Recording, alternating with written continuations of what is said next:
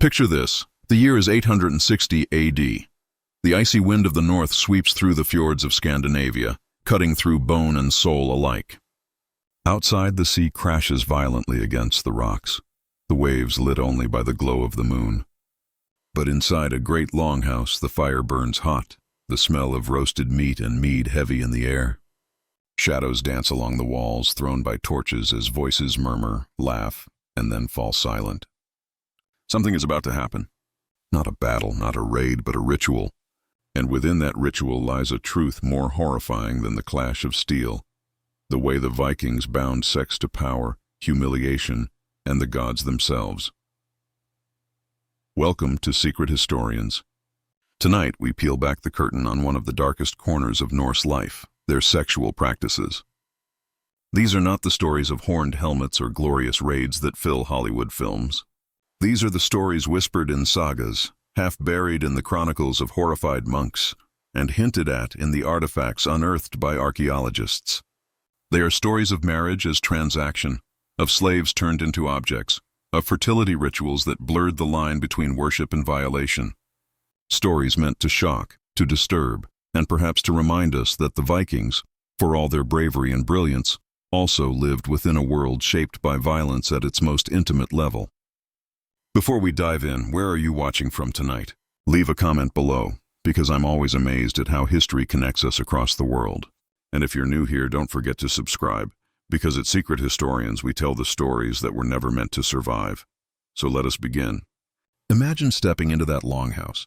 The fire crackles, the air is thick, and men and women sit close together, watching the chieftain raise his horn of mead. Outside, the world is frozen, but here inside, the atmosphere burns with something more than heat. Tonight, marriage will be sealed. Alliances forged not with words, but with bodies. And the community waits, eager to see the proof. Marriage in Viking society was not a matter of love. It was a contract, a bargain between families. A daughter might be promised before she even reached womanhood, her future traded away like cattle or land. The wedding feast was loud and boisterous, filled with laughter and drink. But once the food was eaten and the song sung, the night turned serious. The bride and groom were led to the bed, their union not private, but public property. In some traditions, guests waited outside the chamber, and when it was done, the sheets were examined for proof of virginity. Imagine the pressure, the humiliation of a young girl, her body turned into evidence for the honor of her family. A sheet stained with blood meant purity, meant honor preserved. A sheet left unstained meant shame, whispers, and possibly the destruction of alliances. But if this was marriage, what of those who had no choice at all? The thralls, the slaves taken in raids, were the silent victims of Viking sexuality. Picture a coastal village in Ireland or England, the night torn apart by the arrival of dragon-headed ships. Warriors storm the streets, torches burning, steel cutting. Families scream as homes are ripped apart. And in the chaos, women are seized, bound, dragged onto ships. They have no future, no escape. They become thralls, property. Back in Scandinavia, these women are forced into households where their lives are not their own. They labor, they cook, they serve. But above all, their bodies are claimed by their masters. There are whispers in the sagas of thralls presented as concubines, of women passed between warriors like spoils of war. Some were used in public, forced into acts meant to display a man's power before his guests. Others were used in rituals, their unwilling participation framed as offerings to the gods. Imagine standing before an idol of Freyr, god of fertility, while the community cheers and chants, your body turned into a sacrifice. To resist would be to defy not only your master, but the gods themselves. And so the thralls endured, their voices lost, their names erased, leaving only fragments of suffering in the chronicles of enemies and the bones uncovered by archaeologists. And yet, to the Vikings, these acts were not shameful. They were proof of dominance, of virility, of strength. Power was everything. To dominate was to live with honor. To submit was to fall into shame. And that obsession with honor wove itself into every aspect of sexuality. For men, the greatest insult was to be accused of being passive, of being the woman in bed. Such accusations were not mere insults, they were weapons sharp as any blade. Feuds erupted over them, blood was spilled, reputations destroyed. A man could survive defeat in battle, but he could not survive the stain of being mocked for weakness in sex. Even the gods were caught in this web of humiliation and power. In the poems of the Lokasenna, Loki mocks Odin himself, accusing the Allfather of unmanly acts. To mortals, such words could kill. For Odin, they became part of his myth, proof of sacrifice in pursuit of wisdom. But the very existence of these accusations reveals the terror that haunted Viking men, the fear of dishonor, of humiliation so deep that it could outlive them. Now imagine another scene. It is the festival of Uppsala, held once every 9 years. The temple is draped in gold, its wooden pillars carved with the faces of gods. Thousands gather, chieftains, farmers, slaves. Sacrifices begin. Animals are slaughtered, their blood spilled across the altars. Some say humans were hanged among the branches of the sacred grove. And then, as the feasting begins, the rituals grow stranger. Drunkenness spreads, music thunders, and men and women join together in ways that blur the line between celebration and worship. Outsiders, Christian chroniclers like Adam of Bremen, record these scenes with horror, calling them dens of lust and blood. Were they exaggerated? Perhaps. But archaeology has revealed phallic idols buried in fields, amulets shaped like fertility symbols, carvings that suggest sexuality was central to ritual. Even if the chroniclers embellished, the truth remains. For the Vikings, sex and sacrifice were intertwined, two sides of the same devotion. And still, beneath the ritual and the honor codes, the human cost is haunting.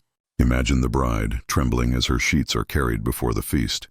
Imagine the slave, forced to kneel before an idol, her body offered not as a choice but as a command. Imagine the warrior, so terrified of dishonor that a single insult could drive him to murder. In this world, intimacy was not tender. It was not private. It was a weapon, a ritual, a stage on which power was performed and humanity stripped away. The sagas do not give us the voices of the victims. They give us the boasts of the victors, the laughter of men in mead halls, the curses of rivals.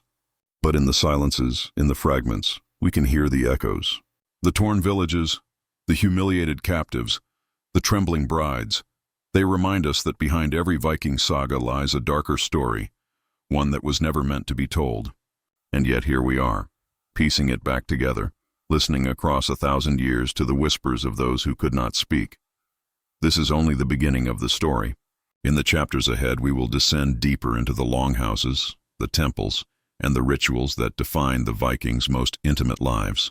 What we uncover will disturb, will horrify, and will perhaps remind us that even the greatest warriors carried with them shadows darker than any battlefield. Imagine now that the feast has ended, the torches dim, and the longhouse lies heavy with silence.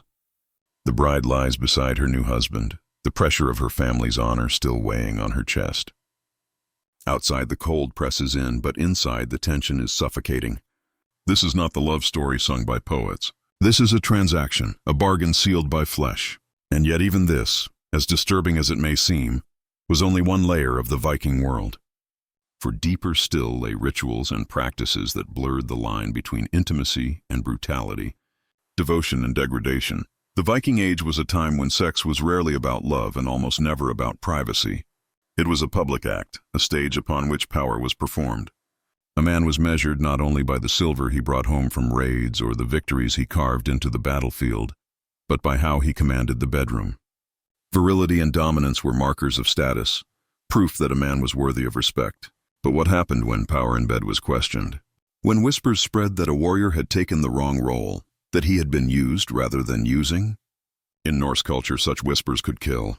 The sagas are filled with insults that today might sound strange, even crude, but in their time carried the weight of death. To call a man arger, unmanly, was one of the worst accusations imaginable. It implied not only weakness but submission. It marked a man as dishonorable, fit only for mockery. Imagine the rage that boiled in a warrior's blood when he heard those words spat in his direction. Blood feuds erupted over them. Duels were fought. Families carried the shame for generations. One story tells of a man who accused his rival of taking the woman's role in bed. The insult was not ignored. It was answered with steel. The two met in a duel, and when it was done, one lay dead, his honor avenged. Such was the power of words in Viking society. An accusation about sex carried more weight than defeat in battle, more shame than losing wealth or land.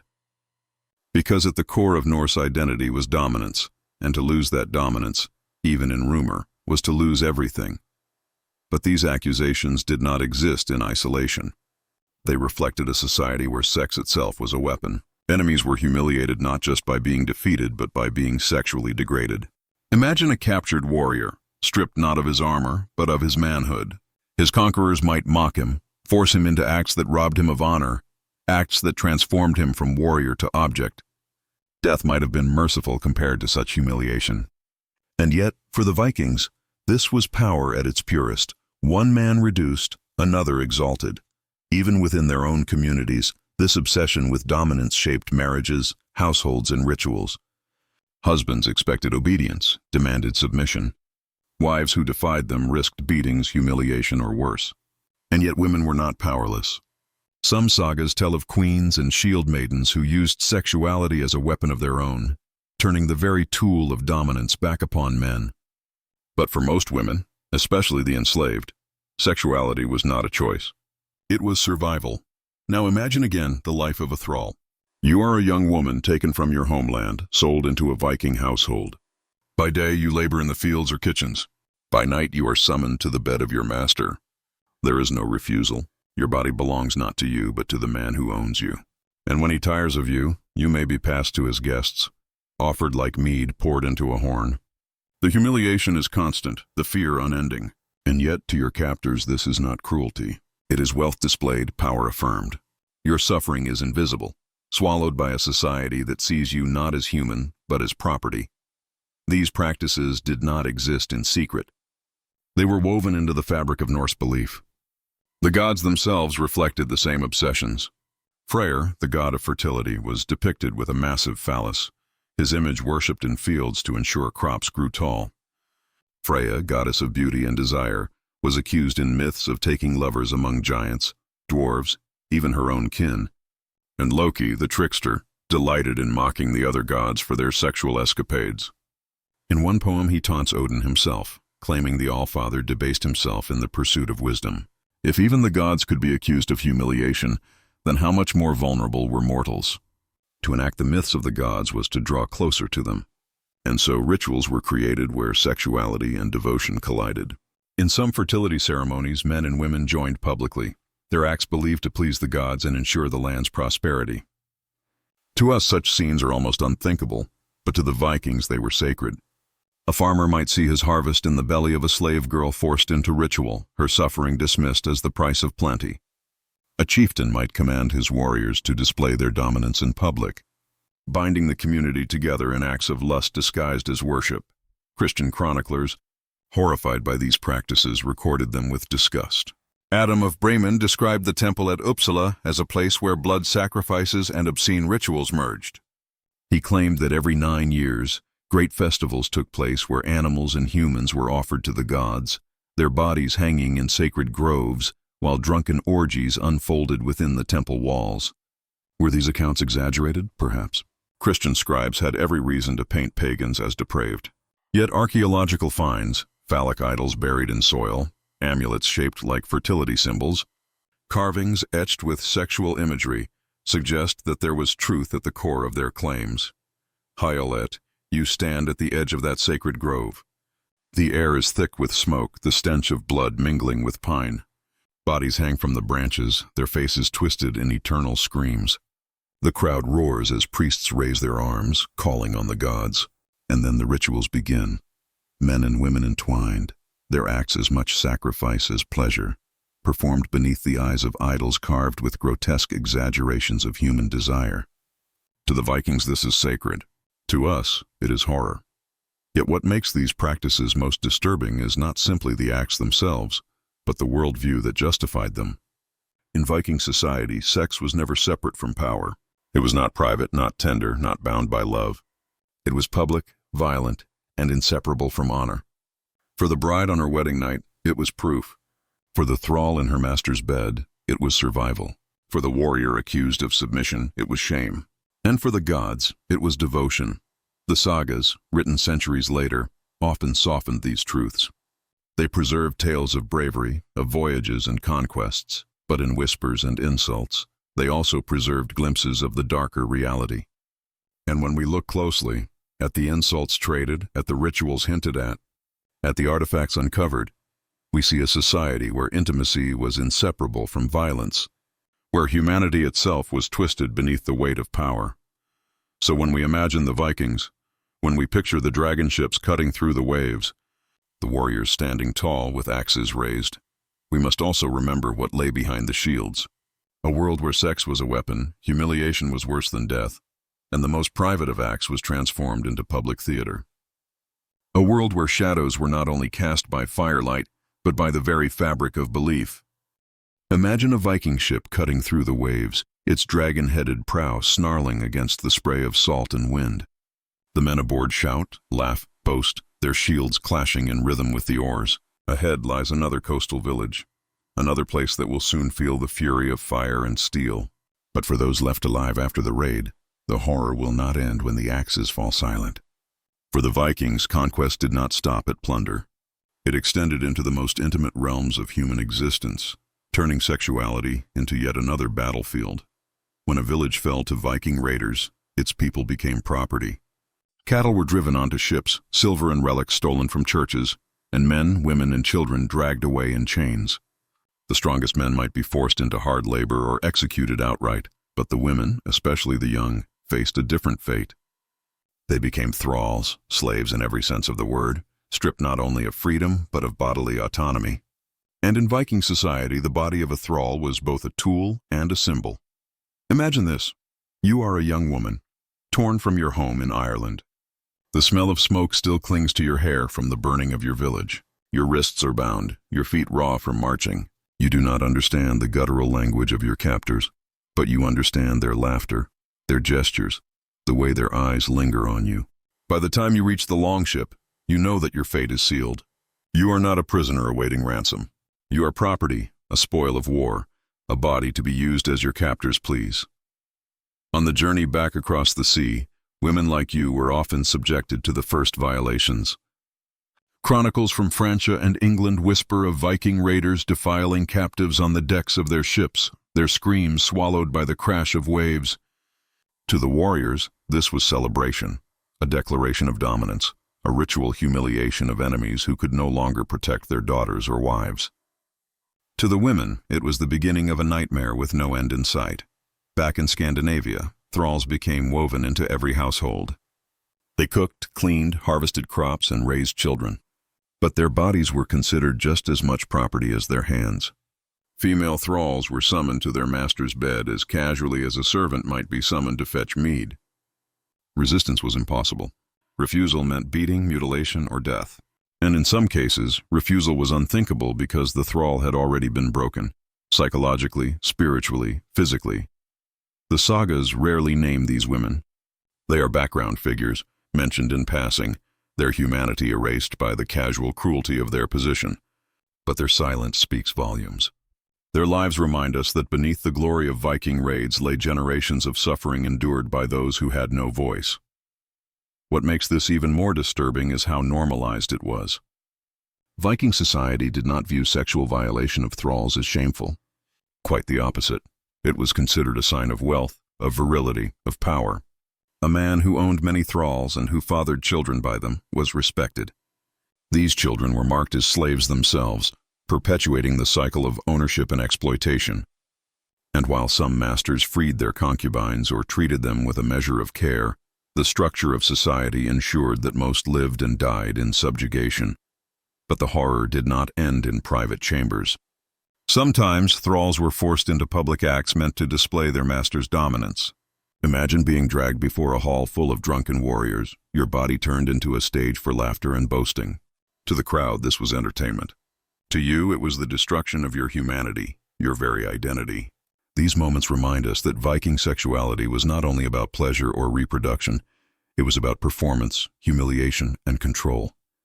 Ritual added yet another layer of terror. In some fertility ceremonies, thralls were used as living offerings. Archaeological evidence suggests that sexual acts were incorporated into sacrifices to the gods, their unwilling bodies framed as channels of devotion.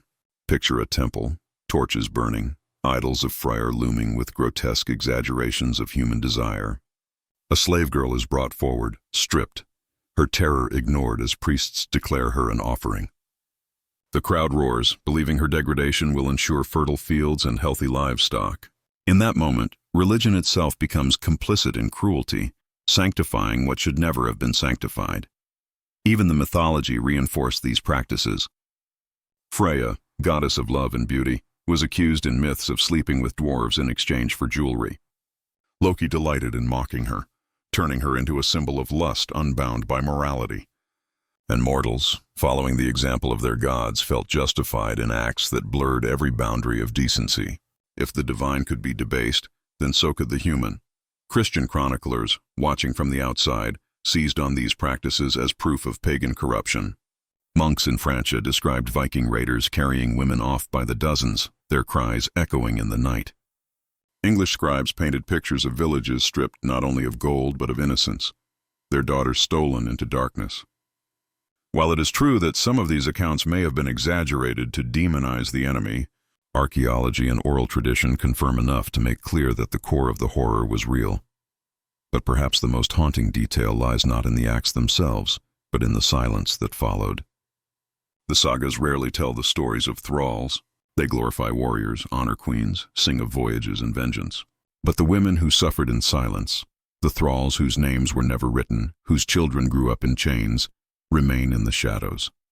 Their absence is itself a kind of testimony, a reminder of how thoroughly their humanity was denied. And yet if you close your eyes, you can almost hear them. The sound of chains rattling as ships cut across the sea, the muffled sobs beneath the roar of drunken laughter in the hall, the quiet despair of a mother watching her child born into slavery. These echoes remind us that history is not only written by the victors, it is also whispered in the silences of the defeated. For the Vikings, sex was not merely physical. It was political, ritualistic, performative. It was a tool of power, wielded without mercy. For the thralls, it was endless suffering. For the society that accepted it, it was proof of dominance. And for us, looking back across 1,000 years, it is a reminder that even the fiercest warriors carried shadows darker than their raids, darker than their battles.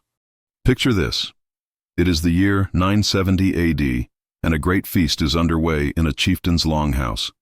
The fire blazes, filling the hall with smoke, the smell of roasted boar, and the heavy sweetness of mead. Warriors laugh and slam their cups on wooden tables, their voices echoing like thunder. In one corner, a skald recites a saga, his voice rising above the din. But beneath the laughter and the music, there is a tension, an expectation that has nothing to do with battle or treasure. Tonight something else will unfold, something as dark as it is ritualistic. The Vikings did not see sex as private or sacred in the way many cultures later would. To them, it was a matter of honor, humiliation, and divine connection. To dominate was to prove oneself strong, worthy of respect in the eyes of the community and the gods. To be humiliated was to carry shame deeper than death. This worldview twisted intimacy into spectacle, transforming what should have been private into a theater of power. At this feast, the guests drink heavily, and soon the talk turns to insults. One man, drunk with mead, dares to mock another. His words cut like a blade. He accuses his rival of being arger, unmanly, submissive, the kind of man who takes the woman's place in bed. The hall grows silent. Everyone knows that such an insult cannot be ignored. To leave it unanswered would mark the accused forever with shame. His face burns, his pride shattered. He has no choice but to answer the insult with violence. By dawn, a duel will be fought, not over gold, not over land, but over an accusation that struck at the very core of Viking masculinity. These insults were not childish taunts. They were weapons as sharp as swords. To suggest that a man had been passive in sex was to strip him of his honor, to brand him as less than human. For the Vikings, a warrior could recover from defeat in battle, but he could never recover from the stain of humiliation in bed. It was a truth that shaped their culture, twisting intimacy into yet another battlefield. But this obsession with dominance extended beyond insults and duels. It permeated their rituals, their marriages, even their worship of the gods. In Norse mythology, the gods themselves were entangled in accusations of sexual shame. Loki, ever the trickster, mocked Odin for practicing cedar, a form of magic associated with women. He accused him of behaving unmanly, of humiliating himself for power. And while Odin accepted the shame for the sake of wisdom, mortals could not bear such dishonor. To be mocked as unmanly was to be destroyed. Now picture this, a sacred grove at Uppsala in Sweden, where every 9 years people from across the land gather. The temple is decorated with gold, its wooden walls glowing in the firelight. Sacrifices are prepared, animals, perhaps even humans, their blood staining the soil. And amid the rituals of death, there are whispers of something else. Acts of lust performed beneath the eyes of the gods. The chronicler Adam of Bremen claimed that orgiastic rites accompanied the sacrifices, with men and women joining together as offerings to Freyr, the god of fertility. Imagine standing in that grove, the air thick with smoke and screams, the line between worship and degradation blurred beyond recognition. To the Vikings, this was devotion. To us, it is horror. But not all rituals required temples or priests. Some unfolded in the intimacy of households, though even there, nothing was truly private. In marriage, a woman's virginity was not her own secret. It was proof of her family's honor, displayed for the entire community. After the wedding, night, sheets stained with blood were shown to guests, paraded as evidence of purity. If no blood appeared, whispers spread like fire. A girl's worth, her family's reputation, her very future. Everything could collapse over a single piece of cloth. Imagine the terror of a young bride, trembling not only in her husband's arms but under the gaze of an entire village. And then there were the thralls, the slaves who endured the darkest side of Viking sexuality. Taken in raids, dragged from their homes across seas, they lived lives of endless subjugation. Their labor sustained Viking households, but their bodies were considered property too. A thrall could be summoned to a master's bed at any hour. Refusal was impossible. They were used not only in private but sometimes in public, forced into acts meant to entertain or to prove their master's dominance. For these women, intimacy was never a choice. It was survival, humiliation, and despair woven into every breath. Imagine being one of them. Your name forgotten, your homeland gone, your body reduced to a stage for others' power. You serve your master by day, and by night, you are dragged into rituals you cannot understand, offered as though your suffering could please the gods. And when your children are born, they are not free. They inherit your chains, condemned to repeat the cycle of servitude. Your humanity is erased, your story lost, except in the whispers of chronicles that describe you only as spoils. This culture of dominance and humiliation was reinforced not only by rituals and marriages, but also by law. Some Norse laws reveal punishments for men accused of being unmanly, not in the sense of weakness in battle, but in terms of sexual submission. The law itself carried the weight of stigma, branding such men as dishonorable, their families disgraced. Society itself became complicit in enforcing a code where sexuality was bound to violence, and shame was worse than death. And yet, even in this world of brutality, the contradictions of humanity persisted. There are sagas of women who wielded sexuality as power, who turned the weapon of lust against men. Queens who seduced rivals to manipulate alliances. Shield maidens who defied expectations, using their beauty as much as their blades. But these were exceptions, rare sparks in a sea of darkness. For most, especially the enslaved, sexuality was not a weapon they controlled, it was one used against them. The Christian chroniclers, peering in from outside, painted the Vikings as monsters. They wrote of villages plundered, of women dragged away screaming, of orgies and sacrifices that blurred into nightmares. And while we must always be cautious, knowing that enemies often exaggerate the sins of their foes, archaeology, law codes, and sagas confirm enough to remind us that the horror was real. Perhaps not always in the exact ways chroniclers described, but real nonetheless. Imagine one final scene. A hall filled with warriors, their laughter echoing as mead flows. In the corner, a thrall is forced into acts she cannot refuse. The men cheer, their voices shaking the rafters, their power displayed in the degradation of another human being. For them, this is entertainment. For her, it is despair. And in that moment, you see the truth of Viking sexuality. It was never just about pleasure, it was about dominance, humiliation, and the performance of power before gods and men alike.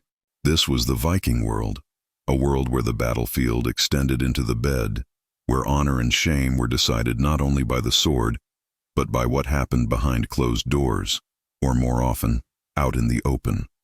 A world where intimacy was stripped of tenderness, bound instead to violence and ritual. A world where humanity was twisted into spectacle, and the shadows it cast still haunt us across the centuries.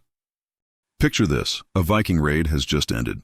Smoke still rises from the shattered remains of a monastery on the coast of England. The raiders load their ships with silver chalices, relics, livestock, and trembling captives. Among them, women and girls, their faces pale, their eyes hollow.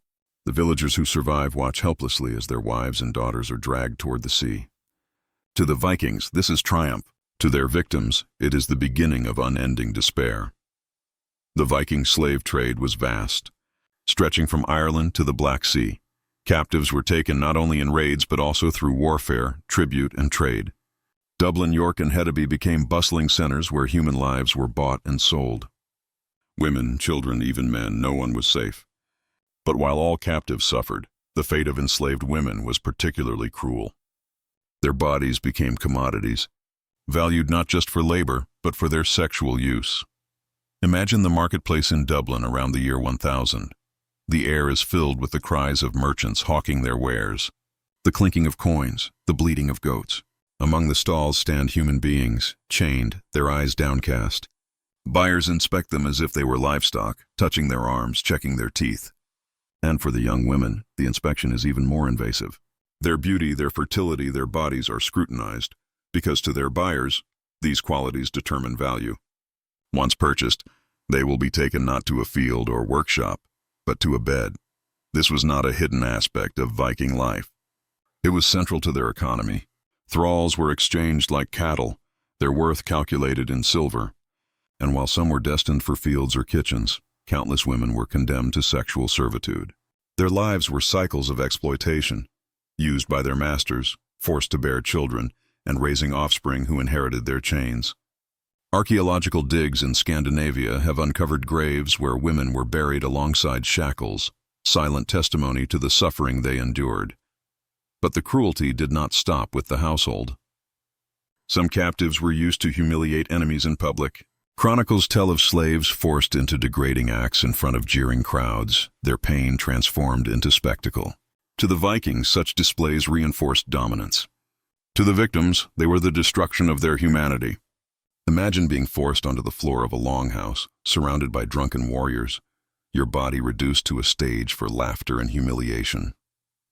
The echoes of their jeers would follow you long after the night ended, long after your identity had been erased. The sagas, while often silent about the voices of thralls, sometimes reveal their suffering in small, haunting details. In Gisli's saga, thralls are casually mentioned as concubines, their existence barely worthy of more than a line. But within that single word, concubine, lies an entire life of coercion, despair, and silence. These fragments remind us that beneath the glory of Viking conquest lay a foundation built on the suffering of the voiceless. Imagine again the journey of a thrall from Ireland or England. Torn from her home, she endures the horror of the voyage across the sea. The deck is wet, the air filled with the stench of sweat and salt. The warriors laugh around her, boasting of their plunder, their eyes never leaving her trembling form. She does not understand their language, but she understands enough. She is theirs. By the time the ship reaches Scandinavia, her spirit is already broken. In her new household, she becomes invisible. Her name forgotten, her past erased. By day, she works without rest. By night, she is summoned to her master's bed, her body a tool for his pleasure. If she resists, she is beaten. If she conceives, her child is born into chains, another thrall in a cycle with no escape. And all the while, her suffering is unseen, unheard, unrecorded. She is a shadow in the sagas, a ghost in the chronicles, a fragment in the soil. But even worse were the times when thralls were drawn into rituals, their exploitation framed as sacred. Fertility ceremonies sometimes demanded the use of slaves, their unwilling bodies transformed into offerings. Imagine standing before an idol of Freyr, god of fertility, your terror ignored as priests chant, declaring your degradation a gift to the divine. The crowd cheers, believing your suffering ensures their prosperity. In that moment, your body is not your own. It is a symbol, a vessel twisted into something unholy. Christian chroniclers wrote of these horrors with revulsion.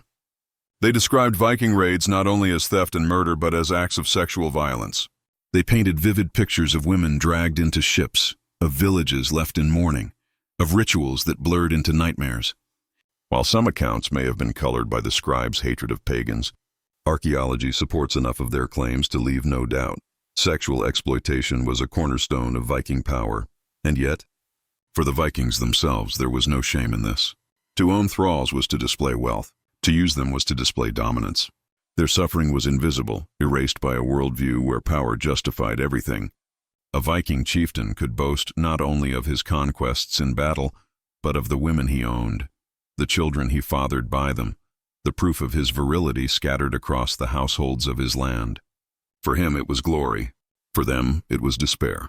But sometimes, even within this darkness, resistance flickered. There are rare accounts of thralls who escaped, who found freedom in distant lands, who carved out lives beyond the chains of their past. Their stories are few, fragments buried beneath centuries of silence. Yet they remind us that even in the bleakest conditions, the human spirit sought to survive, to defy, to endure. Imagine standing in a Viking marketplace once more. Around you, silver changes hands, animals are traded, ships are loaded with goods, and there, among the livestock and weapons, stand human beings. Their eyes meet yours, pleading silently. You realize that to the Vikings this is ordinary. To you it is unimaginable. And yet for centuries it was reality. The Viking Age is remembered for its warriors, its explorers, its sagas.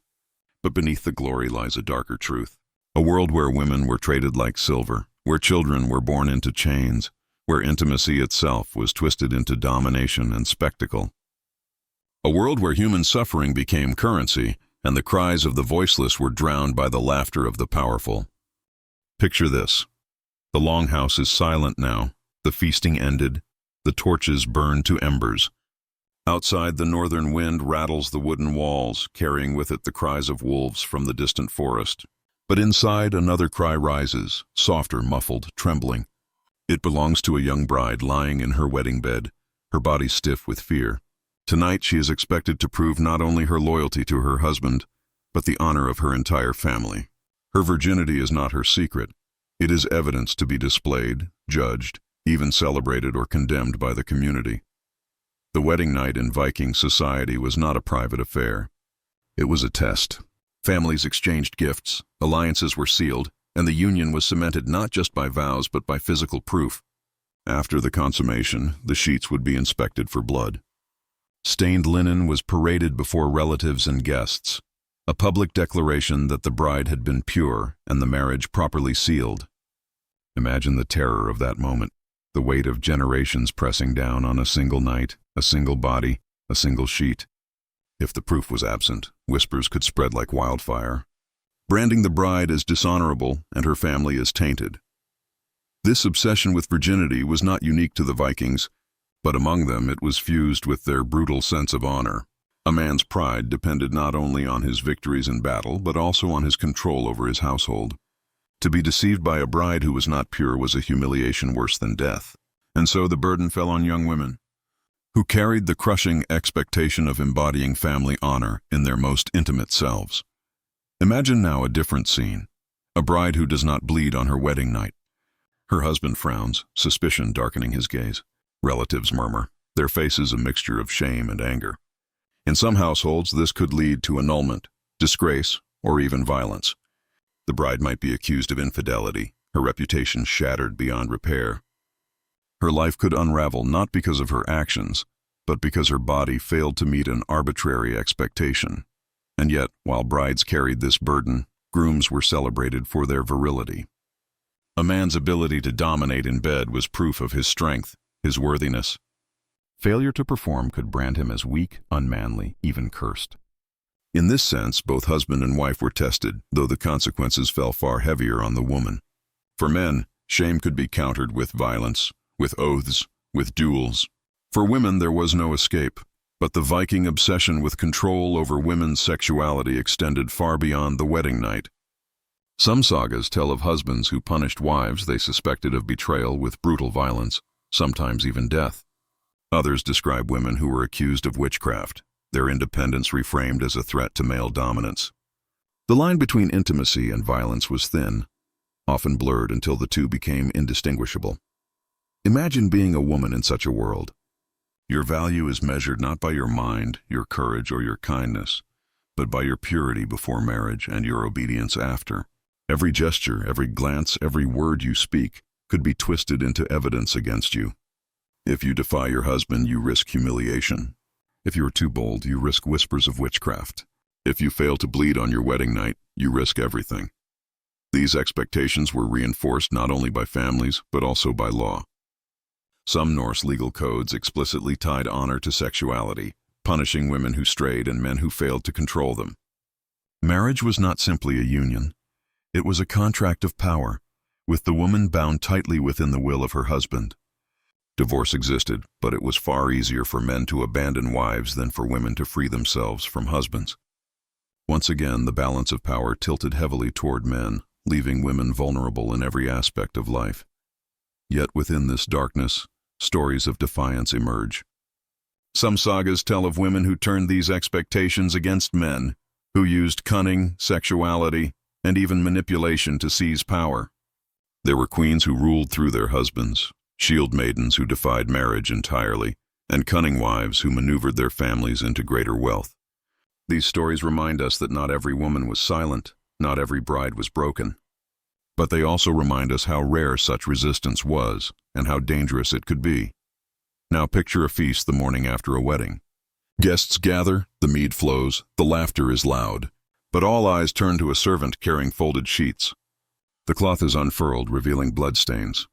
Cheers erupt, the groom is congratulated, the bride is praised for her purity. Yet behind her smile she trembles, knowing that her body was not her own, that even her most private moment was a spectacle. For her, honor was not victory, it was survival. This practice, so alien and cruel to us, was woven into the very fabric of Viking society.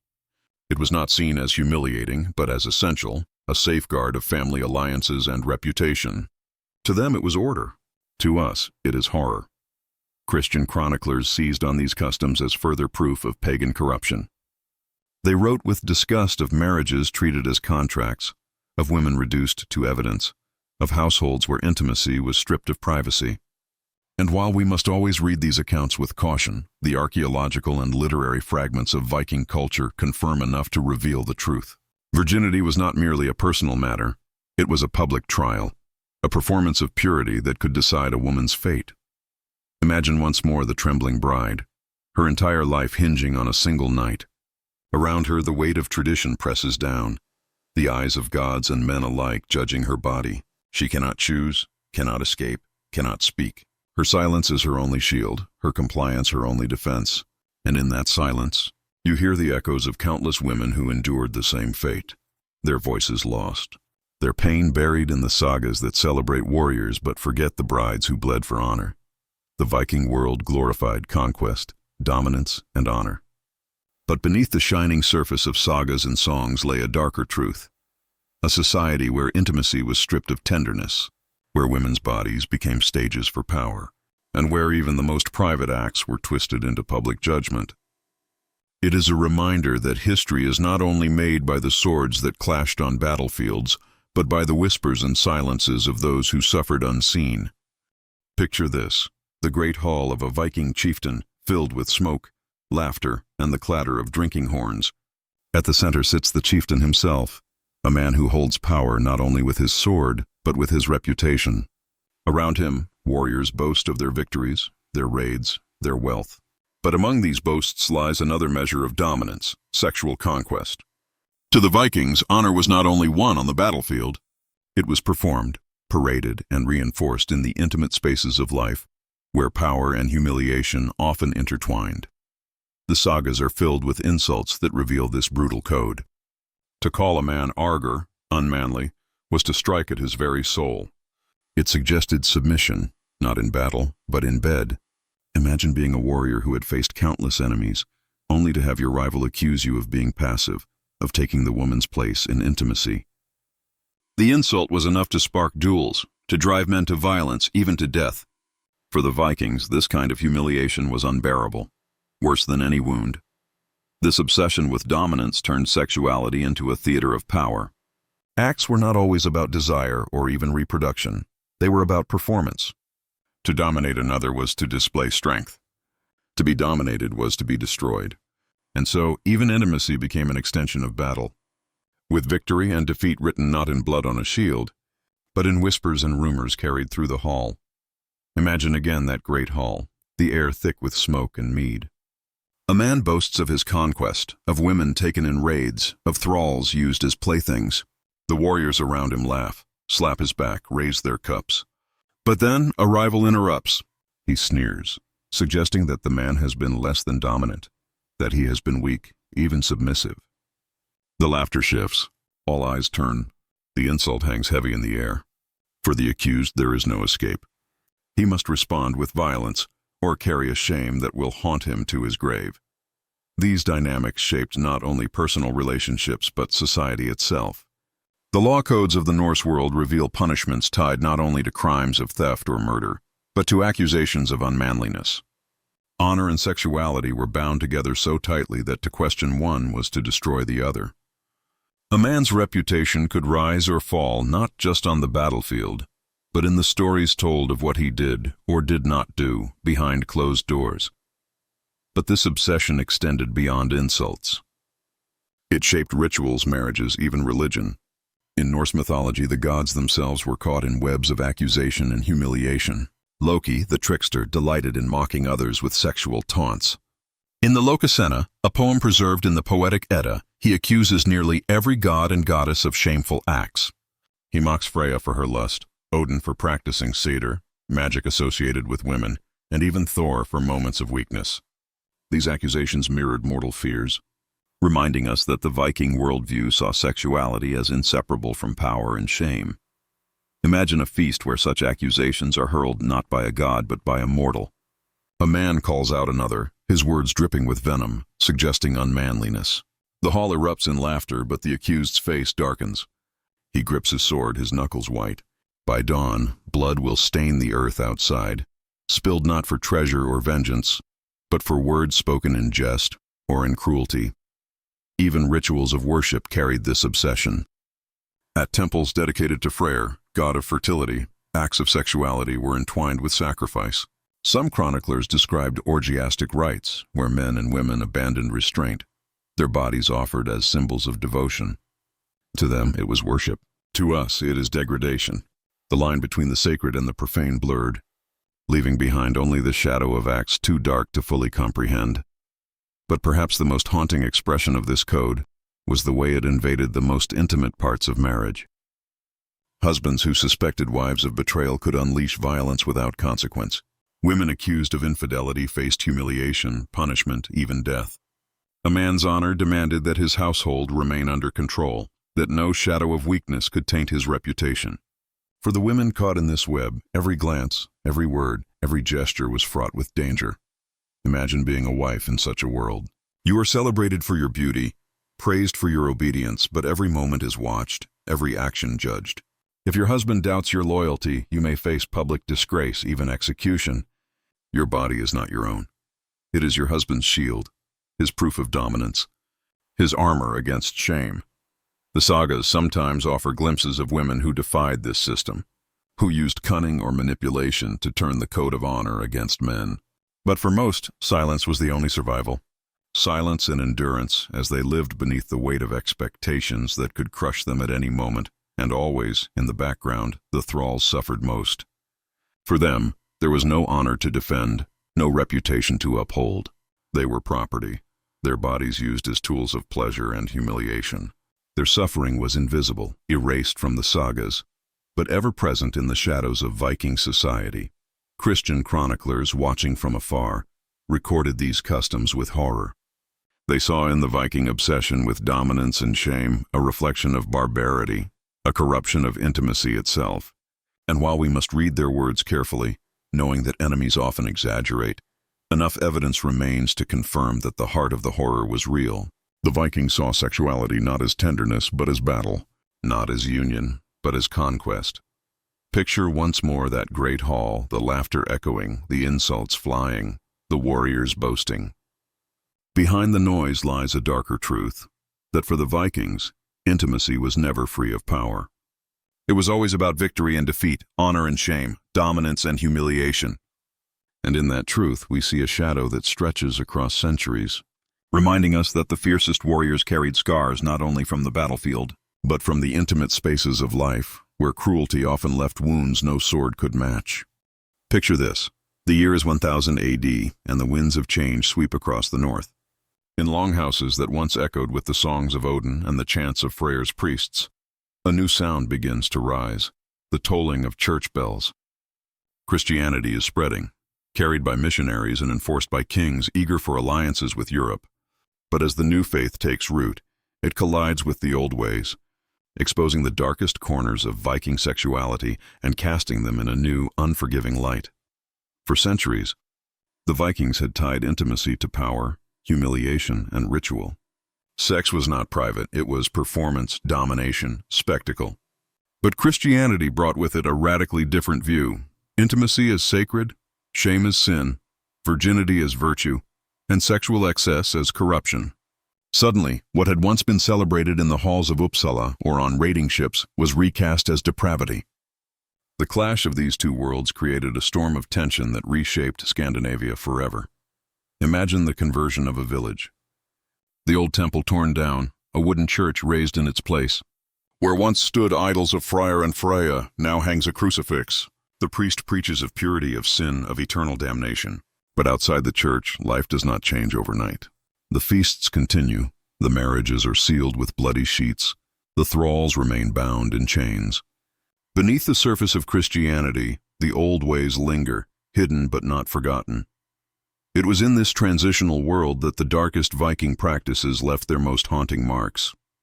Christian chroniclers documented with disgust the rites of fertility where thralls were used as unwilling vessels, the insults hurled that destroyed reputations, the parading of bloodied sheets that turned women's bodies into public evidence. To these scribes it was proof of pagan corruption, barbarity in its purest form. Yet even as Christianity spread, the memory of these rituals persisted, passed down in sagas and whispered in fear. Imagine a missionary walking into a longhouse where a wedding feast is underway. He watches as the groom's relatives demand proof of the bride's virginity. He sees the fear in her eyes, the trembling of her hands as the sheets are displayed. To him it is not honor, it is sin, degradation, cruelty disguised as tradition. But when he speaks, when he calls it unholy, the warriors laugh. To them, it is their way, older than the cross, sanctioned by gods who demand strength, not purity. But Christianity was relentless. Slowly, its morality seeped into the cracks of Viking life. The laws changed. Where once accusations of unmanliness were answered with duels, now they were condemned as slander in the eyes of the church. Where once fertility rituals demanded public displays, now they were replaced by quiet prayers whispered before an altar. And yet, beneath the surface, the echoes of the old ways refused to vanish. The sagas written in the centuries that followed preserve this tension. They are filled with both Christian morality and pagan brutality, weaving together two worlds that never fully reconciled. In them, we see brides who still feared the spectacle of their wedding night, thralls who remained trapped in chains, warriors who still hurled sexual insults that could end in blood. The church bells tolled, but the shadows of the old ways remained. Imagine standing in a graveyard in Iceland, where wooden crosses mark the resting places of the newly converted. Among the Christian burials, archaeologists uncover older graves filled with offerings to Freyr, figurines of phallic symbols, traces of rituals tied to fertility. The dead may have been baptized, but their faith lingered in the soil, clinging to the customs of their ancestors. In this mingling of burial rites, we see the truth.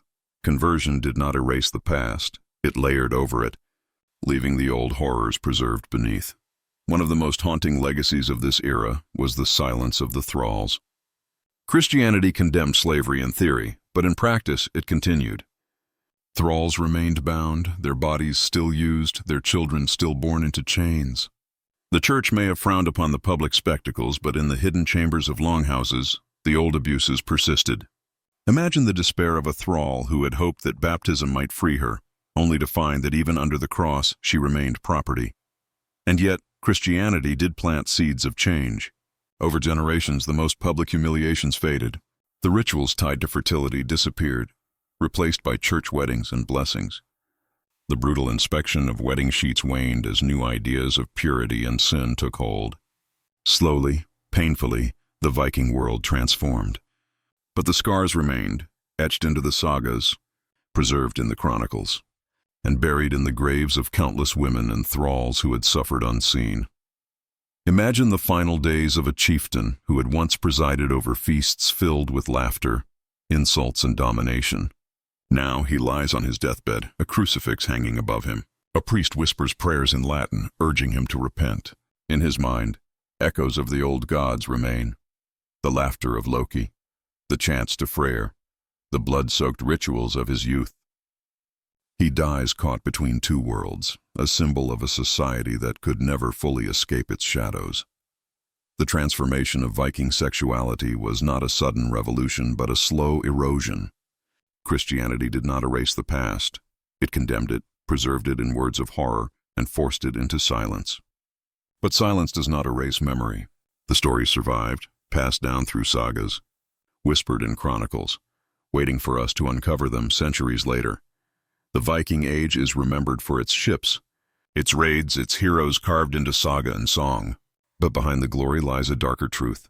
A world where intimacy was performance, where honor was humiliation, where the cries of thralls and brides were drowned by the laughter of warriors. A world where humanity was stripped away and cruelty masqueraded as tradition. Picture this one last time.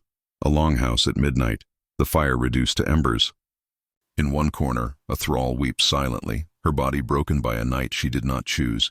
In another, a bride lies awake, her stained sheets paraded hours earlier, her honor displayed to strangers. Outside, the wolves howl, indifferent to the suffering within, and above it all, the gods and the cross watch in silence. This was the Viking world, glorious in legend, horrific in truth. A world where the deepest wounds were not carved by swords, but by the intimate cruelties that history so often forgets.